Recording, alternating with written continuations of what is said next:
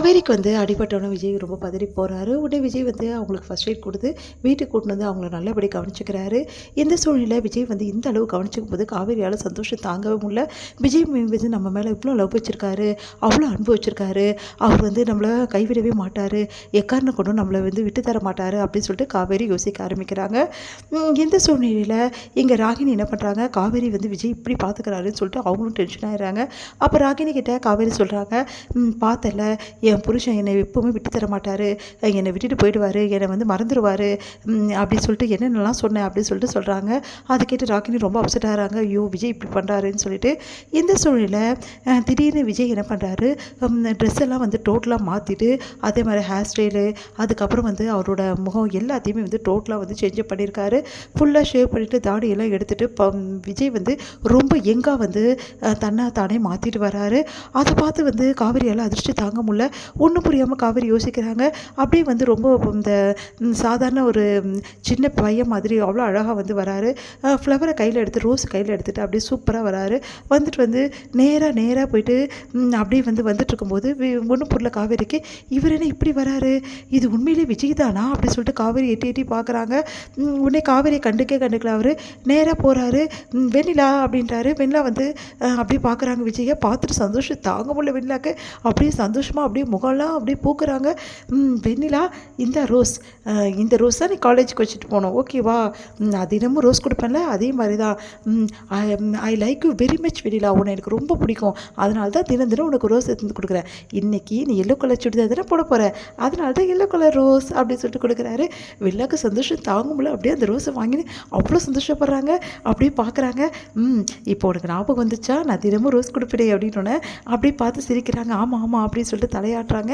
இதெல்லாம் பார்த்துட்டு தாத்தா ஓடி வாங்கன்றாங்க. உடனே தாத்தா வர்றாங்க. என்னப்பா அப்படின்னோடனே, பார்த்தீங்களா இப்போ வெண்ணிலா என்ன மாதிரி ஆக்ஷன் பண்ணான்னு சொல்லிட்டு அவளுக்கு பழைய ஞாபகம் எல்லாம் வந்துச்சு.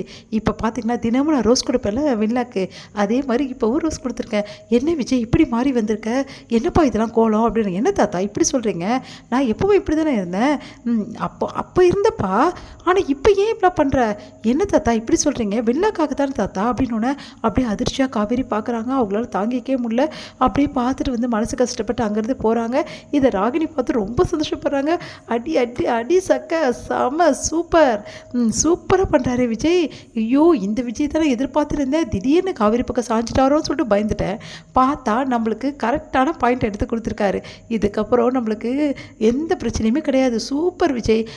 விஜய் இந்த ட்ரெஸ்லையும் நீங்கள் ரொம்ப க்யூட்டாக இருக்கீங்க, உண்மையிலே ரொம்ப ஹேண்ட்ஸமாக இருக்கீங்க விஜய் அப்படின்னு சொல்லிட்டு ராகினி சொல்கிறாங்க. அதை பார்த்து தாத்தா செமையாக டென்ஷன் ஆகிறாரு. என்ன விஜய் நான் இவ்வளோ சொல்கிறேன், ஒரு தேங்க்ஸ் கூட சொல்ல மாட்டீங்களா? நோ தேங்க்ஸ் அப்படின்றாங்க. இப்போ பார்த்தீங்களா எப்படி வெண்ணிலா சிரிக்கிறான்னு சொல்லிட்டு உங்களுக்கு இப்போ புரியுதா? வெண்ணிலா சிரிக்கிறாங்க. நீங்கள் இதே மாதிரி தொடர்ந்து அவங்கக்கிட்ட அப்ரோச் பண்ணிகிட்டே இருங்க, சீக்கிரமாக குணமாயிடுவாங்க அப்படின்னு யோசிக்கிறாரு விஜய். உடனே ராகினி உனக்கு வேறு எதாவது வேலை இருந்தால் போய் பாருமா, ஏன் இப்படிலாம் பண்ணிகிட்ருக்க அப்படின்னு சொல்லிட்டு தாத்தா சொல்கிறாரு. என்ன தாத்தா நீங்கள், நான் நல்ல விஷயம் தானே விஜய்க்கு சொல்லிகிட்ருக்கேன், விடுங்க தாத்தா அப்படின்றாரு விஜய். அடுத்து இங்கே பாரு விஜய், என்ன சொல்கிறது கொஞ்சம் கேளுப்பா, இந்த மாதிரிலாம் பண்ணும்போது காவேரி மனசு கஷ்டப்படும்ப்பா தாத்தா. அப்போல்லாம் ஒன்றும் இல்லை தாத்தா, காவேரியெல்லாம் எல்லாத்தையும் புரிஞ்சுப்பா தாத்தா, வெண்ணா குணமாகணும், என்னோட காவேரி தான் அதிகமாக பிரியப்படுவா, அதனால தான் அவர் வீட்டுக்கு கூட்டின்னு வந்தா காவேரி தானே அப்படி சொன்னோன்னே உடனே தாத்தா என்னப்பா நீ என்னென்னவோ சரி எனக்கு ஒன்றும் புரியலப்பா அப்படின்னு சொல்லிட்டு போகிறாங்க. அடுத்து இங்கே காவேரி மனசு கஷ்டப்பட்டு உட்காந்துருக்காங்க. அதை பார்த்துட்டு எப்படியாவது காவேரி கலாச்சி வேணும் அப்படின்னு சொல்லிட்டு ராகினி அங்கே வராங்க. என்னம்மா நேற்று என்னமோ ஓவராக பில்டப் பண்ண, என் புருஷன் என்னை மட்டும்தான் பார்ப்பாரு, என்கிட்ட மட்டும்தான் பேசுவார், என்ன பக்கமே போக மாட்டான்ற மாதிரி பில்டப் பண்ண, இப்போ பார்த்தல விஜய, என்னதான் இருந்தாலும் பார்த்தல சாதாரணமாக நம்ம ஒருத்தருக்காக எதுவுமே செய்ய மாட்டோம், ஆனால் அவருக்கு எவ்வளோ பிடிச்சிருந்தா வெண்ணிலாவை அவரே அவர் மாற்றிட்டு இருப்பார், அடிபட்டுச்சுட்டு உன் மேலே இறக்கம் பட்டு உன்னை பார்த்துட்டு இருக்காரு, அதை போய் நீ காதல் நினச்சிட்டியேம்மா, இதுதாம்மா உண்மையான காதல் அப்படின்னு சொல்லிட்டு போகிறாங்க. அதையெல்லாம் கேட்டுட்டு காவேரியெல்லாம் தாங்கிக்க முடியல.